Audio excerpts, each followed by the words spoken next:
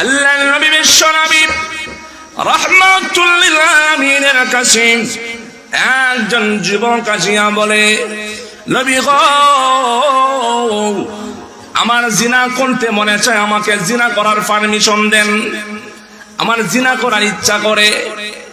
আল্লাহর নবী তাকে কিছুই বলেন নাই, রাগান্বিত করেন নাই, ঘর থেকে বাহির করে দেন নাই। যদি দুনিয়ার কোন পীরের কাছে কোন মুরিদ গিয়া বলে, ও পীর সাহেব আমার জিনা করতে মনে চায়, পীর সাহেবে প্রথম নম্বরে তার চেহারার দিকে চাইব, মুরিদারা জুতা লইয়া বাড়ি আরম্ভ করব, ঠিক কিনা বলেন? বাড়ি আরম্ভ করব। কিন্তু আল্লাহর নবী বিশ্ব নবী রাহমাতুল লিল আলামিন কিছুই বলেন নাই, রাগান্বিত হয় নাই। আল্লাহর নবী যুবকের চেহারার দিকে তাকায়া বলে, যুবক রে, তুমি যে জিনা করতে চাও, এই জন্য আল্লাহ পাক রব্বুল আলামিন বলেন, কুল ইন কুনতুম তুহিব্বুনাল্লাহ। ওগো নবীজি, তাম পৃথিবীর মানুষকে আপনি বলে দেন, যারা আমি আল্লাহকে ভালোবাসে, আমি আল্লাহর ভালোবাসা পাইতে চায়, ফাত্তাবিউনি ইউহিব্বুকুমুল্লাহ, তারা যেন আপনি নবীকে ভালোবাসে, আপনি নবীকে যেন অনুসরণ করে, আপনি নবীর ইত্তেবা যেন করে, তাহলে ইউহিব্বুকুমুল্লাহ, আমি আল্লাহ তাদেরকে ভালোবাসবো। সুবহানাল্লাহ। আল্লাহ পাকের ভালোবাসা পাওয়ার জন্য আমাদের সমাজে দেখবেন কত মানুষ মহিলাদের মতো শাড়ি পরিয়া রাস্তায় রাস্তায় ঘুরে, আসে না নাই? কথা বলতে হবে, আসে না নাই? আল্লাহর ভালোবাসা পাওয়ার জন্য কত মানুষ দেখবেন লম্বা লম্বা পুরুষ হইয়া লম্বা লম্বা মহিলাদের মতো চুল রাখে, আসে না নাই? কত মানুষ দেখবেন লম্বা লম্বা মুছ রাখে, যে মুছের কারণে সে পানি খাইতে গেলেও এরকম ভাবে গুতাইয়া তার মুখের ছিদ্র বাহির করতে হয়, আসে না নাই? যদি আপনি তাদেরকে প্রশ্ন করেন, এই বেশ এই সুরত কেন ধরেছ, তারা বলবে আল্লাহ পাওয়ার জন্য, ঠিক কিনা? আবার দেখবেন কিছু মানুষ রাস্তার ধারে বসে বসে, মাজারের বিভিন্ন জায়গায় বসে বসে গাঞ্জা খাইতেছে, সিদ্ধি খাইতেছে, এমন আছে না নাই? তাদের পীর সাহেব বসে বসে গাঞ্জা খায়, মুরিদ বসে বসে সিদ্ধি খায়, আছে না নাই? যদি প্রশ্ন করেন, তুমি এই অবস্থা কেন তোমার, এগুলা খাও কেন, সেও বলবে আল্লাহকে পাওয়ার জন্য। কাকে পাওয়ার জন্য? আল্লাহকে পাওয়ার জন্য। আবার দেখবেন কিছু মানুষ একেবারে উলঙ্গ, ল্যাংটা বাবা, ল্যাংটা বাবা আছে না নাই? মাজারের আশেপাশে গেলেই দেখা যায় ল্যাংটা বাবা, ঠিক একটা চাদর তার ঘাড়ের মধ্যে ঝুলাইয়া, তার পিছনে আবার তার কিছু বাগ্নে আছে, যারা মামা মামা বলে, তার পায়ে ধরে সালামও করে, এরকম আছে না নাই? যদি বলেন যে তার কাছে তুমি কি চাও, কি দোয়া চাও, সে বলবে তার কাছে অনেক কিছু আছে। আপনি বলবেন যে কি আছে আর না আছে তো দেখাই যায়, তার কাছে আবার কি চাওয়ার আছে। তাকেও যদি আপনি প্রশ্ন করেন, তুমি এমন বেশ ধরছো কেন, তালা বাবা হইলা, ল্যাংটা বাবা হইলা, লাল বাবা, কালা বাবা হইলা, এই বাবা বেশ ধরছো কেন, সেও বলবে আল্লাহ পাওয়ার জন্য, ঠিক কিনা বলেন? আল্লাহ পাওয়ার জন্য। আল্লাহ পাক রব্বুল আলামিন বলেন, হ্যাঁ পৃথিবীর মানুষ, মহিলাদের শাড়ি পরিয়া, পুরুষ তুমি মহিলা রূপ ধারণ করিয়া, মহিলাদের মতো চুল রাখিয়া, লম্বা লম্বা মুছ রাখিয়া, ল্যাংটা বাবা, তারা বাবা, এরকম বাবা সাজিয়া, গাঞ্জা খাইয়া, সিদ্ধি খাইয়া, মদ খাইয়া, জোয়া খেলিয়া আল্লাহকে পাওয়া যাবে না। মূর্তি পূজা করিয়া আল্লাহকে পাওয়া যায় না। আল্লাহ পাক রব্বুল আলামিন বলেন, হে দুনিয়ার মানুষ, যদি আমি আল্লাহকে ভালোবাসো আর আমি আল্লাহর ভালোবাসা পাইতে চাও, তাহলে একমাত্র আমার হাবিবুল্লাহ, আমার হাবিব বিশ্ব নবীর অনুসরণ করো, আমার নবীকে দিল দিয়া ভালোবাসো, আমার নবীর সুন্নত গুলা মানিয়া মানিয়া চলো, আমার নবীর মুহাব্বত নিয়ে চলো, আমার নবীর সুন্নতের আদর্শ তোমার বডির মধ্যে ফিট করে নাও, আমার নবীর ইত্তেবা করলে আমি আল্লাহ ওয়াদা দিলাম আমি আল্লাহ তোমাদেরকে ভালোবাসবো। আল্লাহর ভালোবাসা যারা পায় তাদের দুনিয়াতে কোনো টেনশন আছে? দুনিয়াতে কোনো টেনশন নাই। মরণের পরেও কোনো টেনশন আছে? টেনশন নাই। যারা নবীর ইত্তেবা করে, ঈমান আনার পরে আমার নবীকে ভালোবাসে, নবীর অনুসরণ করে চলে, আল্লাহ পাক বলেন আল্লাহু ওয়ালিয়ুল্লাযীনা আমানু يخرجهم من الظلمات إلى النور।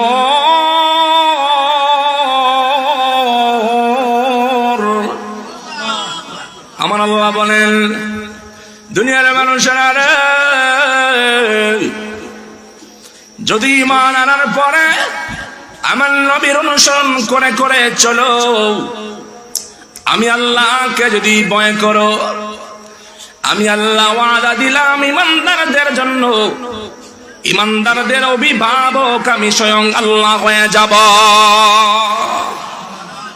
আমি আল্লাহ তোমাদেরকে অন্ধকার থেকে বের করে করে আমি আল্লাহ জান্নাতের পথগুলা দেখাইয়া দিব।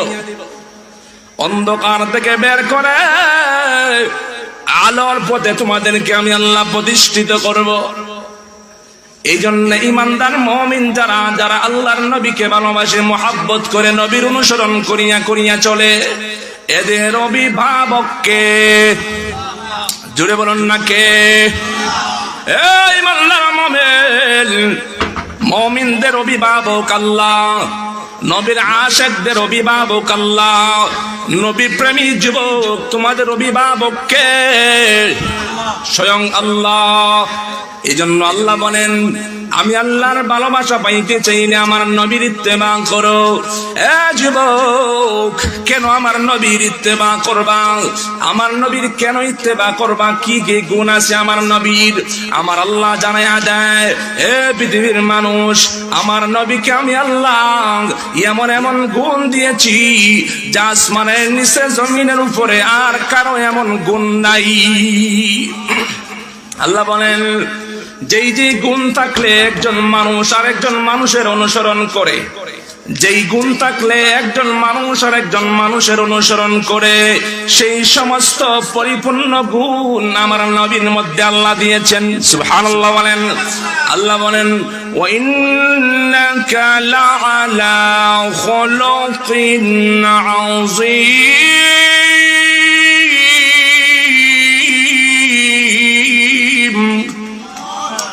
আমার আল্লাহ বলেন নবী গো, নিশ্চয় আমি আল্লাহ আপনাকে সুমহান চরিত্রের উপরে প্রতিষ্ঠিত করেছি। সুমহান চরিত্র দিয়ে আমি আল্লাহ দুনিয়াতে পাঠিয়েছি। ভাইয়ারা আমার, চরিত্র কাকে বলে? চরিত্র কয় প্রকার? হাদিসে আসছে চরিত্র হলো 3 প্রকার। 1 নম্বর চরিত্রের নাম হলো খুলুকে হাসান, ভালো চরিত্র। 2 নম্বর হলো খুলুকে আহসান, উত্তম চরিত্র।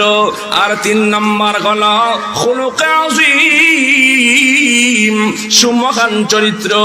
এই সুমহান চরিত্র দিয়ে আমার নবীকে আল্লাহ দুনিয়াতে পাঠিয়েছেন। আমার নবীর চরিত্রটা কেমন? একটা উদাহরণ দিতাম নেই, দৃষ্টান্ত উদাহরণ।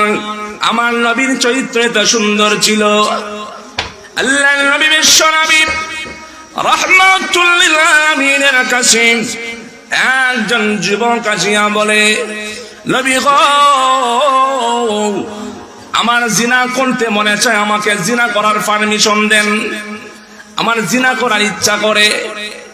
আল্লাহর নবী তাকে কিছুই বলেন নাই, রাগান্বিত করেন নাই, ঘর থেকে বাহির করে দেন নাই। যদি দুনিয়ার কোন পীরের কাছে কোন মুরিদ গিয়া বলে, ও পীর সাহেব আমার জিনা করতে মনে চায়, পীর সাহেবে 1 নম্বরে তার চেহারার দিকে চাইব, মুরিদারা জুতা লইয়া বাড়ি আরম্ভ করব। ঠিক কিনা বলেন? বাড়ি আরম্ভ করব। কিন্তু আল্লাহর নবী বিশ্ব নবী রাহমাতুল লিল আলামিন কিছুই বলেন নাই, রাগান্বিত হয় নাই। আল্লাহর নবী যুবকের চেহারার দিকে তাকায়া বলে, যুবক রে, তুমি যে জিনা করতে চাও, বলো না তোমার বোনের সাথে যদি কেউ জিনা করতে চায় তুমি অনুমতি দিবানি? বলবে নবী গো কি বলেন, আমার বোনের সাথে কেউ জিনা করতে চাইলে আমি তার হাত ভেঙে ফেলব। যুবকরা প্রশ্ন করেন, হে যুবক, তোমার মেয়ের সঙ্গে যদি কেউ জিনা করতে চায় তুমি অনুমতি দিবানি? বলে না, আমি তার পা ভেঙে ফেলবো। আল্লাহ নবী আমার প্রশ্ন করে, যুবক বলো না তোমার মায়ের সঙ্গে যদি কেউ জিনা করতে চায় তুমি অনুমতি দিবানি? যুবক ডাক দিয়া বলে, ইয়া রাসূলুল্লাহ, ইয়া হাবিবাল্লাহ, আল্লাহর নবী গো, আমি তো তাকে দুনিয়া থেকে বিদায় করে দেব, তার মাথাটা তার বডি থেকে আলাদা করে ফেলবো। আল্লাহর নবী আমার ডাক দিয়া বলে, যুবক, তোমার স্ত্রীর সঙ্গে যদি কেউ জিনা করতে চায় তুমি অনুমতি দিবানি? বলে না না নবী না, আমি অনুমতি দিব না, তাকে দুনিয়া থেকে শেষ করে দিব। আল্লাহর নবী বলেন, যুবক আমার, এই দুনিয়াতে আল্লাহ পাক রব্বুল আলামিন যত মহিলা সৃষ্টি করেছেন এই মা জাতিদেরকে আল্লাহ পাক 4 ভাগে বিভক্ত করে দুনিয়াতে পাঠিয়েছেন। 1 নাম্বার হলো হয়তোবা কারো বোন হবে, আর না হয় কারো মেয়ে হবে, আর না হয় কারো স্ত্রী হবে, আর না হয় কারো মা হবে। এই 4 ভাগে বিভক্ত করে আল্লাহ দুনিয়াতে মহিলাদেরকে পাঠিয়েছেন। যুবকরা, তোমার বোনের সাথে এই জিনা করলে তোমার যেমন কষ্ট লাগে, তুমি যদি আরেকজনের বোনের সাথে জিনা করো তারও তো কষ্ট লাগবে, ঠিক কিনা বলেন? যুবক, তোমার মেয়ের সঙ্গে জিনা করলে তোমার যেমন কষ্ট লাগে, আরেকজনের মেয়ের সঙ্গে জিনা করলে তারও তো কষ্ট লাগবে। তোমার মায়ের সঙ্গে জিনা করলে তুমি যেমন অনুমতি দিবা না, তোমার মায়ের ইজ্জত আছে, সম্মান আছে। ও যুবক, তুমি যখন আরেকজনের মায়ের সঙ্গে জিনা করবা তার মার তো ইজ্জত আছে, সম্মান আছে। তোমার স্ত্রীর সাথে জিনা করলে তোমার যেমন খারাপ লাগবে, কষ্ট লাগবে। যুবক রে, আরেকজনের স্ত্রীর সাথে তুমি যে জিনা করো তার তো ইজ্জত আছে, তার তো কষ্ট লাগবে, তার তো খারাপ লাগবে। তুমি বলো না কেমনে তুমি জিনা করবা? যুবক ইয়া রাসূলুল্লাহ, ইয়া হাবিবাল্লাহ, আল্লাহর নবী গো, ও নবীজি, এত সুন্দর সুমহান চরিত্রওয়ালা কথা, এত সুন্দর বুঝি আমাকে কেউ কোনোদিন বলে নাই গো নবীজি। আজকে আপনার জবান থেকে যে সুন্দর ভাবে এত সুন্দর বোঝায় আমাকে বললেন, ইয়া রাসূলুল্লাহ, ইয়া হাবিবাল্লাহ, আল্লাহর নবী গো, আমি আপনার সামনে এখন বসে আমি তওবা করলাম, আমি জিন্দেগিতে কোনোদিন জিনা করব না, জিন্দেগিতে কোনোদিন জিনা করব না। ইয়া রাসূলুল্লাহ, ইয়া হাবিবাল্লাহ, আমার তওবা আল্লাহ কবুল করবেন। আল্লাহর নবী তার মাথায় হাত বুলিয়ে বললেন, যুবক, আল্লাহর কাছে মাফ চাই, তওবা করো, জিন্দেগিতে কোনোদিন আর জিনা করিও না। এই হলো আমার নবীর চরিত্র, এই হলো আমার নবীর চরিত্র। আমার নবী কারোর সাথে খারাপ আচরণ করতেন না, কাউকে গালিগালাজ দিতেন না, কারোর সাথে কোনো ধরনের রাগান্বিত ভাষায় কথা বলতেন না। এমন সুমহান চরিত্রওয়ালা নবী হলো আপনার আমার নবী। এই জন্য ভাইয়ার আমার লক্ষ্য করে দেখেন, আল্লাহর নবীকে সাহাবায়ে কেরাম কেমন ভালোবাসতেন, সাহাবায়ে কেরাম কেমন মুহাব্বত করতেন, কেমন ভালোবাসতেন। আল্লাহর নবীর একজন সাহাবী আবু সালামা রাদিয়াল্লাহু তাআলা আনহু, আল্লাহর নবী যখন নাকি মক্কা থেকে হিজরত করে মদিনায় চলে গেলেন, গভীর মনোযোগ, অল্প সময় আলোচনা হবে। আল্লাহর নবী যখন নাকি মক্কা থেকে হিজরত করে মদিনায় চলে গেলেন, মদিনায় চলে যাওয়ার পরে ওই আবু সালামা নামক সাহাবীরা যাইতে পারে নাই, তার ভিতরে ছটফট আরম্ভ করে দিয়েছে, আমার নবীকে আমি এত বেশি ভালোবাসি, আমার নবীকে আমি না দেখি আমার রাত্রে ঘুম হয় না, আমার নবীকে না দেখলে আমার খাবার দাবার ভালো লাগে না, আমার নবীকে না দেখলে আমার শান্তি লাগে না, আমি বাড়িতে থাকতে পারি না, আমার সংসারে জীবন করতে মনে চায় না। ওই সাহাবীর ভিতরে আল্লাহর নবীর এত ভালোবাসা, এত মুহাব্বত, আর সে নিয়ত করেছে মক্কা থেকে সে মদিনায় চলে যাবে। মক্কা থেকে মদিনায় নবীর কাছে চলে যাবে। এই খবর যখন নাকি তার স্ত্রী শুনতে পারলো, স্ত্রী গিয়া তার বাবার বাড়িতে বলিয়া দিছে যে আপনাদের জামাই আমাদেরকে রেখে তার নবীর কাছে মদিনায় চলে যাবে। শ্বশুর বাড়ির লোকেরা তার স্ত্রীকে আটকাইয়া দিল, আর তার বাবার বাড়ির লোকেরা তার সন্তানকে আটকাইয়া দিল। বাবার বাড়ির লোকেরা ডাক দিয়া বলে, যুবক, তুমি যদি মক্কা থেকে মদিনায় যাও তোমার স্ত্রীকে আমরা দিব না। তুমি যদি মক্কা থেকে মদিনায় যাও তোমার সন্তানকে আমরা আটকাইয়া রাখবো, সন্তানকে দিব না। এবার তুমি চিন্তা করো, তোমার আব্বা তোমার কলিজার টুকরা সন্তানকে সারবা না নবীর দরবার সারবা? এবার তুমি চিন্তা করো, তোমার স্ত্রীর মায়া, স্ত্রীকে সারবা না নবীর দরবারে যাইবা? সাহাবী ডাক দিয়া বলে, হে আমার শ্বশুর বাড়ির লোকেরা, হে আমার বাবার বাড়ির লোকেরা, আল্লাহর কসম করে বলি রে, আমার নবীকে আমি এত বেশি ভালোবাসি, আমার নবীর ভালোবাসার সামনে আমার স্ত্রীকে আমি ছাড়তে পারি, আমার নবীর ভালোবাসার সামনে আমার সন্তানকে আমি বলতে পারি, আমার নবীর ভালোবাসার সামনে আমার মা বাবাকে আমি ছাড়তে পারি, কিন্তু একটা মুহূর্তের জন্য আমার নবীর দরবার আমি ছাড়তে পারি না। নবীর মুহাব্বত কম ছিল না বেশি ছিল? আর জোরে বলেন, কম ছিল না বেশি ছিল? বেশি ছিল। এই হলো আশিক রাসূল, এমন ভাবে নবীকে মুহাব্বত করতেন, ভালোবাসতেন। আর আমরা কেমন ভালোবাসি? নবীর মুহাব্বতে আমরা মুখে দাঁড়িয়ে রাখতে পারি না, নবীর মুহাব্বতে আমরা নবীর সুন্নাতগুলো আদায় করতে পারি না। একজন ফেরেশতা প্রতিদিন আসমান থেকে জমিনে আগমন করে। একজন ফেরেশতা, আমার নবী বলেন, হে জগতের মানুষেরা শুনো, এই ফেরেশতা কি ঘোষণা দেয় জানো নাকি? ফেরেশতা ডাক দিয়া ঘোষণা দেয়, হে জগতের মানুষেরা, যারা এই জমিনে থাকো আর আমার নবীর সুন্নত আদায় করো না, আমার নবীর সুন্নত যারা মানো না, তোমরা জানিয়ে রাখো কিয়ামতের ময়দানে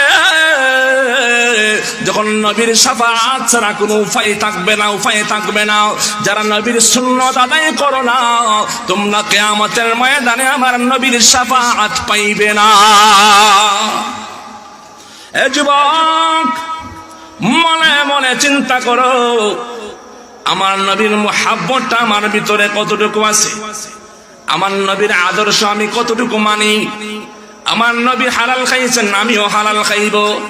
আমার নবী জিন্দেগিতে নামাজ ছাড়ে নাই, আমিও নামাজ ছাড়ব না। আমার নবী জিন্দেগিতে মিথ্যা কথা বলে নাই, আমিও মিথ্যা কথা বলবো না। আমার নবী কোনোদিন গালিগালাজ করে নাই, আমিও গালিগালাজ করব না। যুবক রে, দুইটা জিনিসের গ্যারান্টি যদি দিতে পারো, আমার নবী আপনাকে শাফাআত করে জান্নাতে নিয়ে যাবে। সুবহানাল্লাহ বলেন। এক নাম্বার হলো আল ফাম ওয়াল ফারাজ, জবানের হেফাজত, লজ্জাস্থানের হেফাজত। তোমার জবানের কন্ট্রোলতা আর চরিত্রের গ্যারান্টি যদি দিতে পারো, আমার নবীর সঙ্গী হইয়া জান্নাতে যাইবা। এই জন্যে আমরা নবীকে মুহাব্বত করি, কলিজা দিয়া মুহাব্বত করি। এই বাংলার জমিনেও আউল বাউলেরা আমার নবীকে নিয়ে কটূক্তি করে, আছে না নাই? এ বাংলার মুসলমান, আবুল সরকার নামের বাউল আমার আল্লাহকে নিয়ে কটূক্তি করেছে। আমার আল্লাহর আসমানের নিচে বসবাস করবে, আমার আল্লাহর জমিনের উপরে বসবাস করবে, আমার আল্লাহর অস্তিত্ব নিয়ে কথা বলবে। এই আউল বাউলদেরকে ফাঁসির কাস্টে ঝুলাতে হবে। ঠিক কি না মুসলমান? আউল ফাউলের জায়গা বাংলাদেশে হবে না। আমার নবীকে নিয়ে কটূক্তি করবে, আমার আল্লাহর সিফত নিয়ে কটূক্তি করবে, বাংলার জমিনে মুসলমান তা মানতে পারে?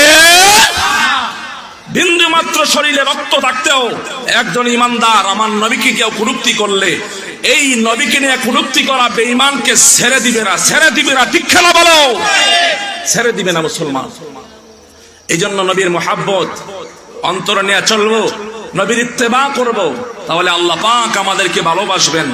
দুনিয়াতেও সফল হয়ে যাব, আখিরাতেও সফল হয়ে যাব। মুসল্লিয়ানে কেরাম, আমার সংক্ষিপ্ত সময় থাকার কারণে আর আলোচনা করা গেল না। কোনো সময় সুযোগ হলে আলোচনা করব। আল্লাহ পাক আমাদের এই মাহফিলকে কবুল করেন, সকলে বলি আমিন। মাহফিলের ডানে বামে পিছনে সামনে যত কবরস্থান আছে সমস্ত মুর্দেগানদেরকে আল্লাহ এই উসিলায় মাফ করে দেন, সকলে বলি আমিন। ওয়া আখির দাওয়ানা আলহামদুলিল্লাহি রাব্বিল আলামিন। আসসালামু আলাইকুম ওয়া রাহমাতুল্লাহ।